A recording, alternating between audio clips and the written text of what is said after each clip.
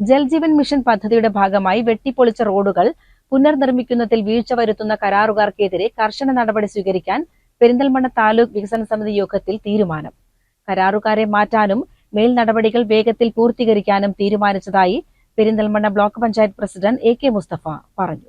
യോഗത്തിൽ നജീബ് കാന്തപുരം MLAയും പങ്കെടുത്തു.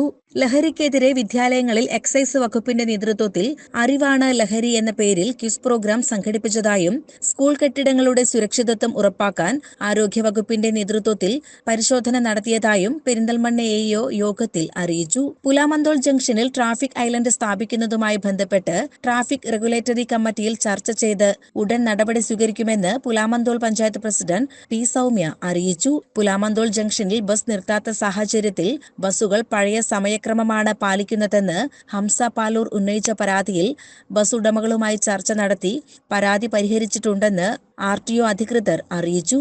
പെരിന്തൽമണ്ണ പ്രദേശത്ത് പുലിയുടെ സാന്നിധ്യം തുടർച്ചയായി റിപ്പോർട്ട് ചെയ്ത സാഹചര്യത്തിൽ എത്രയും വേഗം പുലിയെ പിടികൂടാൻ ശ്രമങ്ങൾ നടക്കുന്നുണ്ടെന്ന് വനവകുപ്പ് അധികൃതർ അറിയിച്ചു.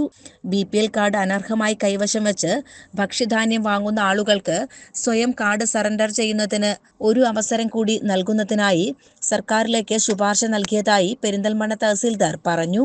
പെരിന്തൽമണ്ണ വളാഞ്ചേരി റൂട്ടിൽ KSRTC ബസ് സർവീസുകൾ ആരംഭിക്കുന്നതിന് നിലവിൽ ബസ്സുകളുടെയും ജീവനക്കാരുടെയും കുറവുള്ളതായും പുതിയ ബസ്സുകൾ അനുവദിക്കുന്ന മുറയ്ക്ക് റൂട്ടിൽ സർവീസ് നടത്തുന്ന കാര്യം പരിഗണിക്കുമെന്നും KSRTC Perinthalmanna assistant transport officer അറിയിച്ചു.